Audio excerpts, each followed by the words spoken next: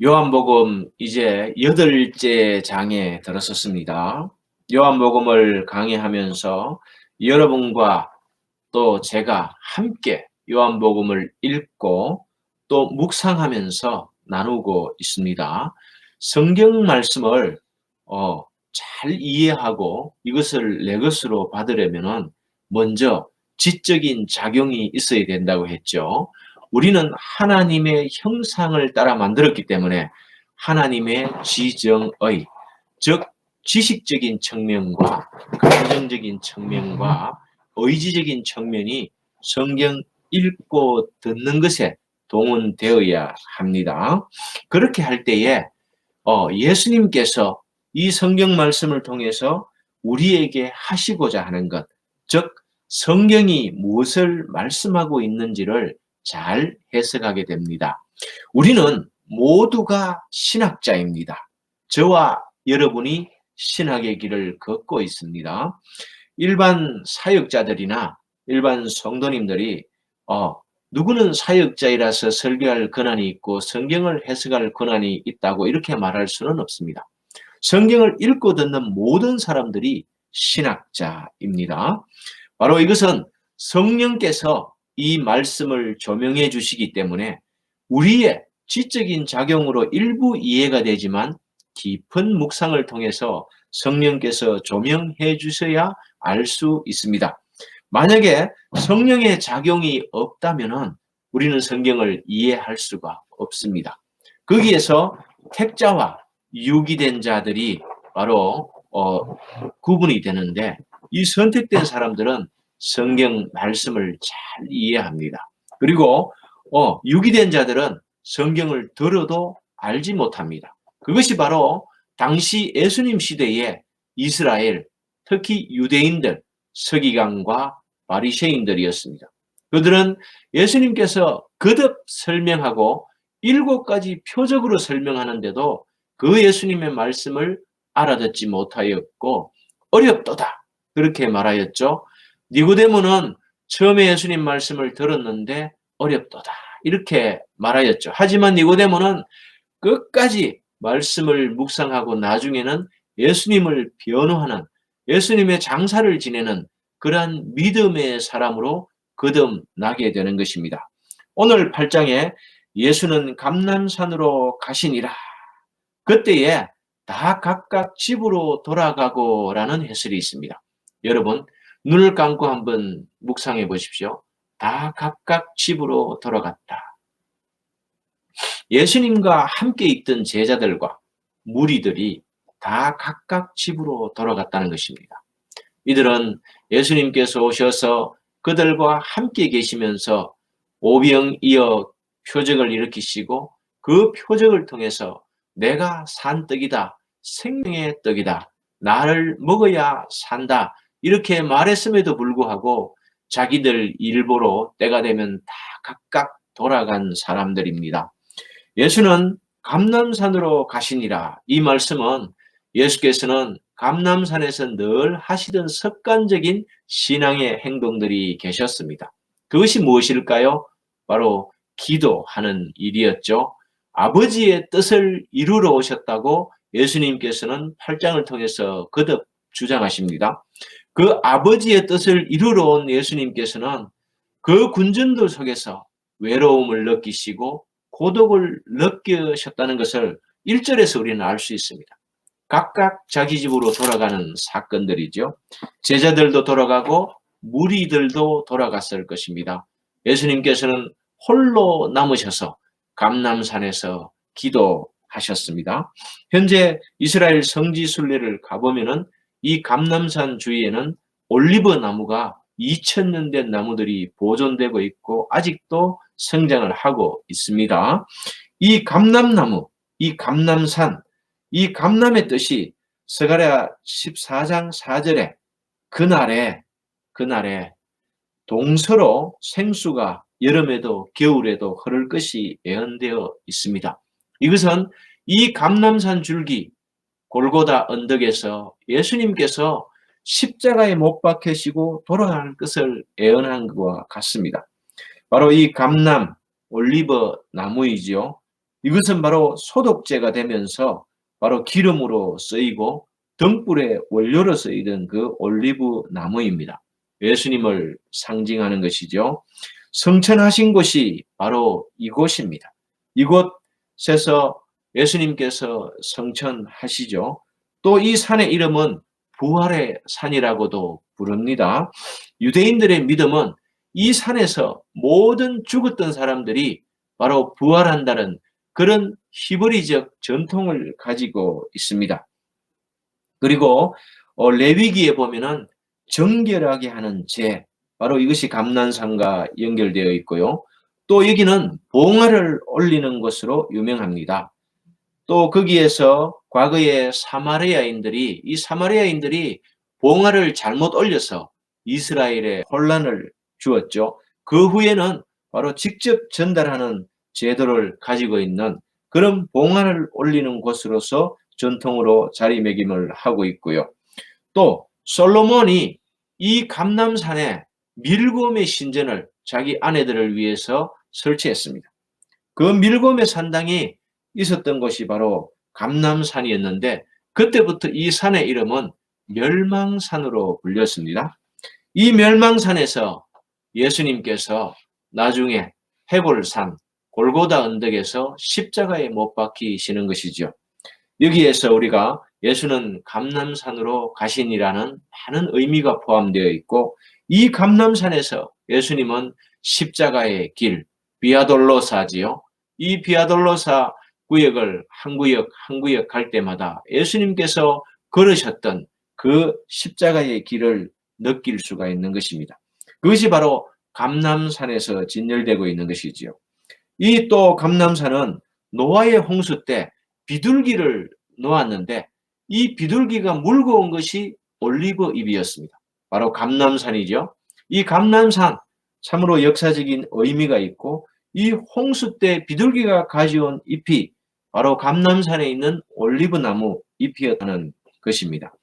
이 감람은 특징이 열매가 많이 열려서 다산을 의미하기도 하고 이스라엘 사람들은 나무의 왕이다 이렇게 부릅니다. 이 감람은 또 수확이 많으려면 접붙여야 됩니다. 예수님께서 그랬죠. 돌 감람나무에 접붙인다는 말을 했습니다. 이것이 뭐냐 하면은 돌 감람나무 여기에다가 이스라엘을 접붙이면은 그것이 바로 하나님의 백성이 된다는 것이죠. 하나님의 백성은 바로 반드시 예수 그리스도에 접붙인 사람, 믿음으로 거듭난 사람이 되어야 합니다. 그리고 이 솔로몬의 성전 그룹 장식을 보면은 그 장식의 원료가 감람나무였습니다. 이렇게 감람나무에는 많은 것이 연루가 되어 있고 많은 영적인 깊은 의미들이 담겨 있습니다. 이 감람나무와 예수님, 바로 유대인들과 이방인 관계에서 우리가 믿음으로 예수님께 접붙이실 때에 그것은 바로 유대인과 같이 우리가 아들이 된다는 그런 의미도 담고 있습니다.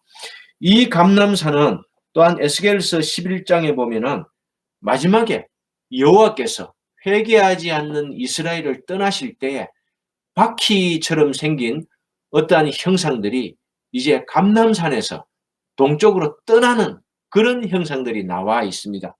거기에 예수님께서 오신 거지요. 바로 떠난 그 하나님의 영광, 세키나 글로리라고 하지요. 이 떠난 영광이 다시 예수님께서 오셔서 지금 그 산에서 기도하시면서 예수님께서는 앞으로 다가올 십자가의 길, 비아돌로사, 그 길을 위해서 기도하고 계시는 것이 1절과 2절의 해석입니다. 거기에서 3절에 보면은 바로 대립하는 서기관들과 바리새인들이 나옵니다. 예수님께서는 바로 성전으로 들어오셔서 항상 그 자리에서 바로 제자들과 그의 백성들을 가르치셨습니다. 여기에서 요한은 온 백성이라고 표현을 했는데요. 이 온 백성은 전체 이스라엘을 뜻하는 것이 아니고 믿음의 이스라엘만 뜻합니다. 그 자리에 말씀 들으러 나오는 백성들만 뜻하는 것이요. 이 서기관들과 바리새인들은 바로 이 예수님의 가르치심을 못마땅해 했습니다. 앞에서 예수님을 죽이고자 마음먹었던 그들은 예수님께서 자신을 하나님의 아들이라고 말하고 또 자신을 생명의 떡이라고 말했기 때문에 아주 이들은 기분 나빠했고 죽을 구실을 찾고 고발하려는 구실을 찾고 있던 차에 오늘 이 여인을 끌고 옵니다. 이 여인은 가늠하다가 현장에서 잡힌 여인인데요. 이 여인을 끌고 교육의 현장으로 와서 현장을 방해하는 사건을 소개하고 있습니다. 모세는 율법에 이러한 여자를 돌로 치라 명하였거니와 선생님은 어떻게 말하겠나이까? 당시에 바로 사형을 집행할 수 있는 권한은 유대인들에게 없었습니다. 예수님을 죽이려면 로마의 허락을 맡아야 되는데 예수님께서 말씀을 잘못하시면 로마법을 어기게 되는 것이죠. 그것은 바로 유대인들이 원했던 것이죠. 그런데 이 모세의 율법과 로마법을 대립을 시킵니다. 예수님께서는 바로 그것이죠. 신명기에 레위기에 구약 성경 모세가 쓴 성경책 5권이 있죠. 창출, 레민, 신 이 5권 책 속에 율법이 담겨 있습니다. 이 율법은요. 간음하면은 죽입니다. 반드시 죽여야 합니다. 그렇게 거룩함을 보존하게 되어 있죠. 이렇게 예수님께서 죽이라고 하면은 바로 율법대로 죽이라고 하면은 로마 법을 어기게 되어 있는 것이죠. 이것을 바로 서기관들과 바리새인들은 노리는 것입니다. 이것이 바로 예수님을 고발할 수 있는 조건입니다. 이 물음에 대해서 예수님께서는 침묵으로 일관하십니다. 하등에 대답할 가치조차 없어서 몸을 굽혀서 땅에 글씨를 손가락으로 씁니다. 여기에 땅에 뭐라고 썼는지는 신학자들이 많은 것을 예견했지만은 성경에는 말하지 않습니다. 아마도 말할 필요가 없다는 그 말을 예수님께서 바로 그림언어로 표현하고 있는 것이지요. 예수님께서는 바로 그 말씀입니다. 율법은 모세로부터 왔지만 은혜와 진리는 나 예수로부터 왔다. 그리고 나한테 심판권이 있지 너희들한테 심판권이 있지 않다. 바로 서기관들과 바리새인들은 정죄했죠. 그 죄지은 여인을 바로 정죄했습니다. 죽을 여인을 끌고 왔고 그 여인을 죽이려고 구실 찾으려고 끌어왔다는 것을 알 수 있습니다. 하지만 예수님께서는 그 답에 응하지 않습니다. 왜냐하면 자신이 심판주의시기 때문에 자신 외에 심판할 권한이 없는데 저들이 정죄하는 것입니다. 그 자체가 바로 율법을 어겼고 또 두 번째, 너희들은 진정 하나님의 백성이라면 로마법을 따르겠느냐? 아니면 율법을 따르겠느냐? 이것은 말할 필요가 없다. 이런 사인을 보내시는 것이죠. 하지만은 율법에 의해서 돌로 치라 했다면은 이들은 또 이렇게 걸었을 것입니다. 아니, 하나님 사랑과 이웃 사랑을 당신이 오늘 아침에도 가르치지 않습니까? 그런데 저 죄인을 죽이라니요. 그게 하나님 사랑 맞습니까? 이렇게 반문할 사람들입니다. 하지만 예수님께서는 다시 한번 숙이시고 말하지 않습니다. 계속 종용하자. 죄 없는 자가 돌로 치라고 말씀합니다. 여러분, 이 말에는 엄청난 의미가 담겨 있습니다. 이 말에는 너희는 다 죄인이다라는 그런 말씀이 담겨 있고 또 죄 없는 사람은 나, 오직 그리스도 예수 나밖에 없다. 이런 말이 담겨 있습니다. 이 사람들의 양심을 찔렀죠. 청년들과 어른들이 이제 그 자리를 피합니다. 이들의 죄를 살펴보면은 여기에서 바리새인들과 사두개인들이 얼마나 영적 무지했는지 알 수 있습니다. 예수를 만난 모든 사람들이 그 자리에서 복음을 깨닫게 될 때, 나는 죄인으로서이다. 이런 깨달음 속에 회개해야 되는데 그들은 예수님의 말씀을 듣고 양심이 찔렸음에도 불구하고 회개하지 않고 그 자리를 외면하고 피해버립니다. 자리를 떠났다는 것은 도망갔다는 얘기시죠. 회개의 자리를 박차고 도망갔다는 것입니다. 회개할 기회를 주었는데도 불구하고 죄 있다라고 예수님께서 분명히 말씀하셨는데도 불구하고 그들은 그 자리를 도망하여서 예수님을 피했습니다. 즉 말씀을 피한 것이지요. 은혜와 진리는 예수 그리스도로부터 왔는데 그 현장에 있으면서도 그 은혜를 거부한 것이지요. 하나님께서는 불가항력적인 은혜로 우리를 구원하십니다. 하나님께서 택하신 그 백성은 복음의 말씀이 떨어질 때에 저항할 수 없는 그 은혜를 받아들이게 되어 있습니다. 이 은혜는 내가 거부할 수 없는 은혜이지요. 구원은 우리가 받고 안 받고 이렇게 할 수가 없습니다. 예수님께서 택한 하나님께서 아들에게 주신 자, 바로 그 자들만 믿게 되어 있다고 7장에서 예수님께서 말씀하셨죠. 그런데 이들은 떠났다는 것은 이들은 육이 되었다는 사실을 증명합니다. 그 자체가 심판이지요. 믿을 기회가 왔는데 믿지 않는 것, 그 자체가 심판입니다. 여러분, 하지만은 니고데모는 믿음이 부족하였음에도 불구하고 끝까지 예수님을 붙들고 그 지식자이고 랍비이고 권력자인 그가 예수님을 끝까지 믿고 예수님을 변호하고 장사 지낼 만한 그런 믿음인으로 성장했다는 것 자체가 믿음은 오래오래 기다려야 된다는 사실을 우리가 알 수 있습니다. 성경을 가지고 구원의 원리들을 설명하면서 읽고 따라하세요. 당신은 구원받았습니다. 이렇게 여러 종파들이 말하고 있죠. 하지만은 믿음은 자라는 것이기 때문에 하나님의 말씀을 듣고 특히 복음을 듣고 오래오래 그 자리를 지키면 자란다는 것입니다. 이 자라는 믿음이 저와 여러분에게 있기를 기대합니다. 그리고 오늘 말씀에서 너희 중에 죄 없는 자가 먼저 돌로 치라. 이것이 이제 속담이 되었죠. 그런데 이 말은 함부로 속담처럼 누구나에게 적용되는 말이 아닙니다. 왜냐하면은 죄 없는 분은 오직 예수님 한 분밖에 없습니다. 그리고 그들이 율법과 로마법을 대립시켜서 예수님을 고발하려고 했지만은 예수님은 그 율법을 완성하러 오신 분이죠. 그렇게 해서 예수님께서는 자신이 그 율법을 다 지키시고 마지막에 십자가에 못 박히셨습니다. 율법의 완성자로 예수님께서 오셨고 그 율법은 우리를 바로 죄인으로 고발해서 죽이는 율법이었죠. 참으로 선한 율법, 은혜의 율법이었지만은 그 율법대로 살 수 있는 자가 한 명도 없었고 모두가 전적 타락한 인생이었습니다. 저와 여러분이 전적 타락한 인생이었죠. 하지만 예수님께서 십자가에서 피 흘리시고 대신에 죽으심으로 또한 부활하셔서 우리의 죽어야 하는 그 죽음을 이기시고 바로 우리는 죄를 지음으로 말미암아 원죄로 말미암아 사탄의 손에 저당 잡혀 있었습니다. 사탄이 바로 죄라는 것을 바로 이 율법의 사슬을 꽁꽁 묶어서 우리를 죄 아래 두었고 자기 종으로 만들었습니다.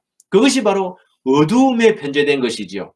하지만 빛으로 오신 예수님께서 그 멍에를 풀으시고 그 죄값을 대신 십자가에서 치르셨습니다. 그것 때문에 우리가 구원을 받고 은혜로 바로 이 구속사를 누리는 것입니다. 예수님께서는 이 죄인들을 위해서 이 땅에 오셨고 이 죄인들을 위해서 피 흘리시고 고통 당하셨습니다. 그것을 믿는 것이 복음을 믿는 것입니다. 우리는 무엇을 믿어야 합니까? 하나님의 말씀을 믿어야 합니다. 오늘 구약 성경과 신약 성경을 대비하여서 주님께서 생수가 되시고 진정 산떡으로 오셔서 그 주님을 믿는 것이 먹는 것이라고 말씀하셨고 우리는 이 말씀을 먹을 때에 믿음이 자라는 것입니다. 믿음은 들음으로 나고 그 들음은 그리스도의 말씀이어야 합니다. 즉 하나님의 성경 말씀이어야 하고 이 성경은 복음이어야 한다는 뜻입니다. 저와 여러분 말씀을 들을 때에 믿음의 역사가 일어나기를 주님의 이름으로 축원합니다. 9절에 보면은 그들이 이 말씀을 듣고 양심의 가책을 느껴 어른으로 시작하여 젊은이까지 하나씩 나가고 오직 예수와 그 가운데 섰는 여자만 남았더라. 우리가 성경을 읽을 때에는 오직 하나님, 예수님, 성령님, 삼위 하나님을 만납니다. 이웃의 말을 듣고 들었던 사마리아 사람들, 말씀을 듣다가 깨달은 사람들은 이제 그 수가성의 여인의 말을 듣고 믿는 것이 아니라 내가 직접 하나님을 만났다고 고백하지요. 내가 말씀을 깨달아서 이제 내가 믿는다고 말합니다. 처음에는 전도자, 선교사들이 필요합니다. 하지만 자신이 성경을 읽고 말씀을 묵상하고 깨닫게 되는 때가 오는데 바로 이때입니다. 이 여인은 예수님의 말씀을 듣고 그 자리를 도망갈 수도 있었습니다.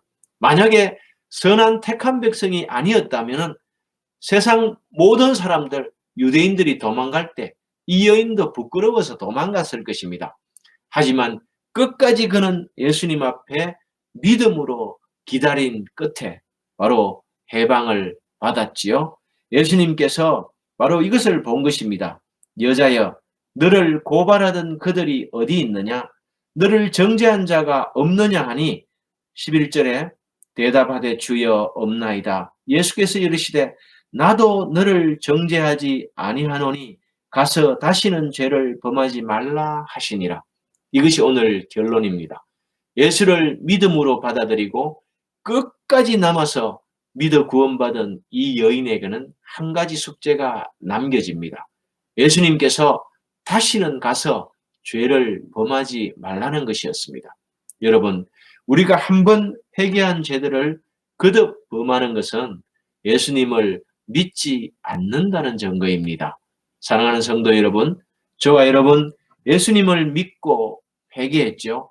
그런데 거듭되는 죄가 없기를 노력해야 합니다. 예수님께서는 오늘 숙제를 주시면서 다시는 죄를 범하지 말라라고 말씀하셨습니다. 이것은 이 죄를 다시 범하는 것은 예수님께서 십자가에 이 여인을 위해 못 박혀 돌아가셨는데 그 십자가를 현저히 욕보이는 것입니다. 성삼위 하나님께서는 이 땅에 우리 죄를 사하시고 구원하시기 위하여서 예수님을 보내셨습니다. 성자인 아들은 순종하셨고 성령께서는 그 역사를 진행하셨습니다. 이 구비구비 계곡마다 예수님의 흔적이 있습니다. 비아돌로사 그 길을 저와 여러분들이 오늘 걸어가고 있습니다. 오늘 요한복음 8장에서 드디어 예수님께서 이 서기관과 바리새인들이 이제 고발할 조건, 구체적으로 로마법에 어겨서 예수님을 죽이는 것으로 이렇게 결론 지어져감을 알 수 있습니다. 앞으로 이들은 계속해서 공격해 올 것입니다. 하지만 예수님께서는 이 구속사를 완성하기 위해서 십자가의 길을 묵묵히 걸으시며 7가지 표적을 보여주고 또 많은 이적과 기사들을 통해서 자신을 설명할 것입니다. 에고 에이미, 바로 나다. 그 선지자, 그 아들, 바로 휘오스, 하나님의 아들이 나다라고 얘기하고 있는 것입니다. 사랑하는 성도 여러분, 바로 8장을 통해서 예수님께서는 이 어두움 속에 있던 이 여인에게 바로 12절에 예수께서는 또 말씀하여 이르시되 나는 세상의 빛이니 바로 이 생명의 빛을 얻으라고 여인에게 말하고 있습니다. 예수님을 믿기 전에 이 여인은 어두움의 종이었습니다. 사탄의 종이었죠. 마귀의 자식의 노릇을 했습니다. 그런데 바로 예수님께서는 생명의 빛, 이 빛이 자신이니까 자신 안에 거하고 자신을 따르라고 말하고 있는 것입니다. 그리고 예수님께서는 계속해서 이 자신을 바로 진리라고 설명하시면서 31절에 그러므로 예수께서 자기를 믿는 유대인들에게 이르시되 너희가 내 말에 거하면 참으로 내 제자가 되고 진리를 알지니 진리가 너희를 자유롭게 하리라. 여러분, 진리는 예수님이십니다. 진리는 하나님의 말씀입니다. 진리는 복음입니다. 이 진리, 예수님을 아는 것이 7장에서 하나님의 일이라고 했죠. 하나님이 보내신 분, 그분을 아는 것이 하나님의 일이이자 진리입니다. 진리를 알지니 진리가 너희를 자유롭게 하리라. 이 진리는 바로 자유를 주는 것입니다. 이 자유롭지 못한 행위는 율법 아래 그 멍에를 메고 있는 그 상태입니다. 바리새인과 서기관들에게, 유대인들에게 예수님께서 너희가 지키고 있는 모세가 준 율법은 멍에다, 바로 사탄의 종노릇 하는 것이라고 이렇게 말씀하고 계시는 것입니다. 37절에 보면 나도 너희가 아브라함의 자손인 줄 아노라. 그러나 내 말이 너희 안에 있을 곳이 없으므로 나를 죽이려 하는도다. 아브라함을 들추어내면서 이 사람들이 믿음은 가지고 있지만은 아브라함 같이 안 믿는다는 것을 지적하고 있고, 그리고 그 안에 말씀이 없으니까 바로 말씀이신 예수님을 죽이려고 합니다. 요한복음은 빛과 어둠, 즉 예수님과 사탄을 대조시킵니다. 나는 내 아버지에게서 본 것을 말하고 너희는 너희 아비에게서 들은 것을 행하느니라. 너희 아비는 바로 사탄을 말하는 것이죠. 예수님의 아버지는 하나님이십니다. 예수님께서는 이제 본격적으로 자신이 하나님의 아들이고 너희는 사탄이라고 흑백으로 대립시키십니다. 39절에 보면은 대답하여 이르되 우리 아버지는 아브라함이라 하니 예수께서 이르시되 너희가 아브라함의 자손이면 아브라함이 행한 일들을 할 것이냐. 아브라함은 100세에 낳은 아들을, 그 아들 이삭을 모리아 산에서 바로 희생제물 힐라스못으로 바칩니다. 그런데 그때 하나님께서 바로 수풀에 걸린 순양을 보내셔서 그것을 대신 잡으라고 이삭을 살려주셨죠. 그때 아브라함은 볼 것을 보고 즐거워하였다고 예수님께서는 말씀하고 있습니다. 56절에 보면은 너희 조상 아브라함은 나의 때 볼 것을 즐거워하다가 보고 기뻐하였느니라. 아브라함은 이때에 십자가에 달리신 예수님을 보았다는 것이지요. 그때 아브라함의 이 믿음은 바로 구속사의 믿음입니다. 복음을 믿었다는 것이죠. 아, 이렇게 하나님의 아들이신 바로 예수님이 이 땅에 오셔서 죽으심으로 우리의 구속사를 완성하는구나 하는 것을 아브라함은 깨달았습니다. 그래서 바로 그 믿음이 있었기 때문에 아브라함은 이삭의 손을 잡고 모리아 산으로 올라갈 수 있었고, 바로 그 산에서 준비된 희생 제물이 있을 것도 설명하고 있는 것이죠. 그것을 아브라함은 믿었습니다. 그런데 오늘 영적 무지한 서기관과 바리새인들은 알아듣지 못합니다. 바로 이 당시 예수님이 오실 때에 이스라엘의 영적 상태를 말하는 것입니다. 그들은 오실 메시아를 고대하고 기대하고 있었지만 예수님이 오셨는데도 바로 갈릴리 사람으로 폄하하고 나사렛 사람으로 폄하하고 그를 믿지 않았습니다. 오늘 56절에 보면은 너희 조상 아브라함은 나의 때 볼 것을 즐거워하다가 보고 기뻐하였느니라. 이렇게 예수님께서는 아브라함의 믿음을 가지고 나를 보고 즐거워하라고 다시 한번 기회를 주지만 이들은 믿지 않았고 즐거워하지 않았습니다.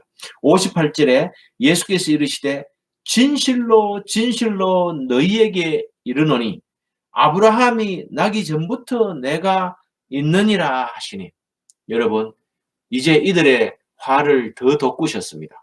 아브라함이 나기 전에 예수님 당신께서 있었다는 것입니다. 이것은 사도 요한이 요한복음 1장에서 말씀이 육신이 되신 성육신 사건을 설명할 때에 예수님은 태초 이전에 계셨다라고 설명하는 내용과 같습니다.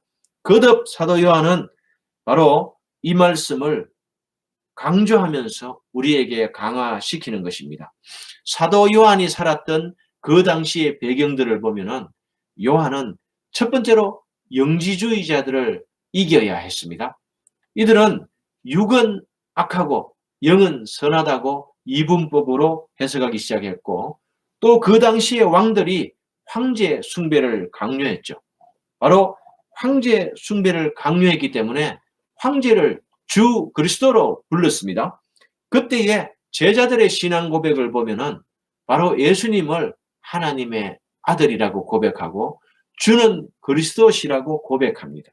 이 고백이 바로 그 고백을 바로 대신하고 해설하는 고백이지요. 황제들이 자신을 그리스도로 주로 바로 시인하도록 백성들에게 원했을 때 우리는 예수 그리스도 당신이 하나님의 아들로 고백하는 이 사건들을 의도적으로 요한이 나타내는 것입니다. 오늘 이 8장을 지나면서 결론적인 것은 그렇습니다.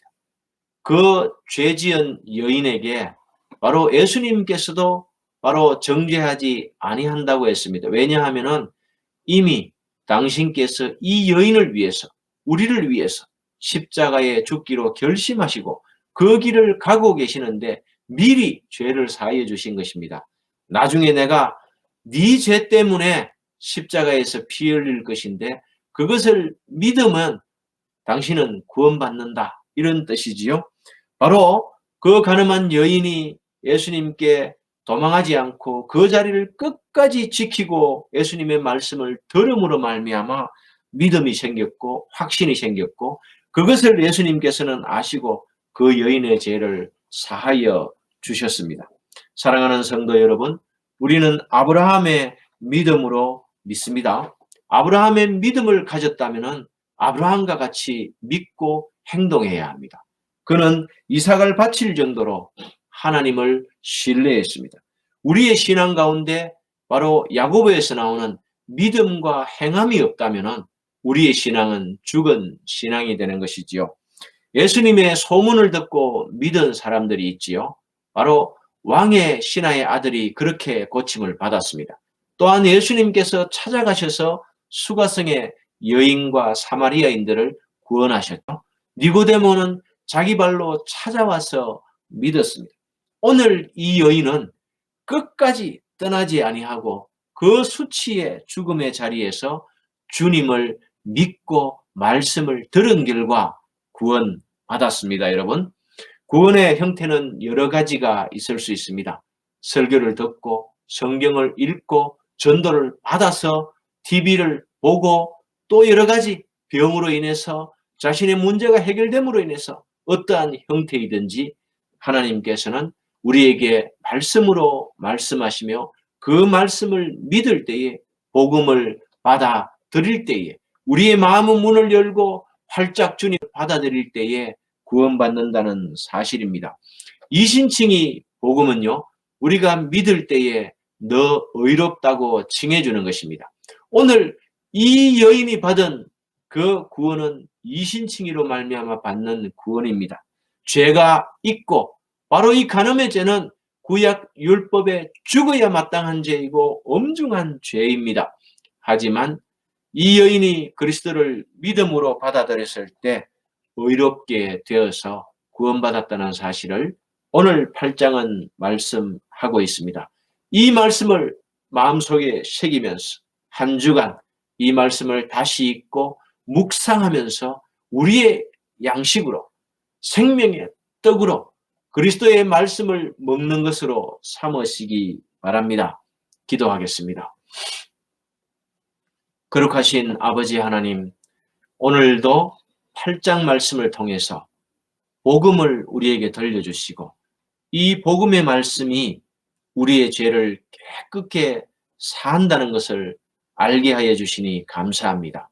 믿음으로 이신칭이 구원받을 수 있는 은혜를 허락하신 우리 주 예수 그리스도 이름으로 기도합니다. 아멘. 이제는 우리 주 예수 그리스도의 은혜와 아버지 하나님의 사랑과 보혜사 성령의 위로, 교통, 치료하심, 회복하심이 오늘 함께 예배하는 우리 성도들 인생에 이제부터 영원까지 함께 있을지어다. 아멘. 박수로 하나님께 영광 돌리겠습니다.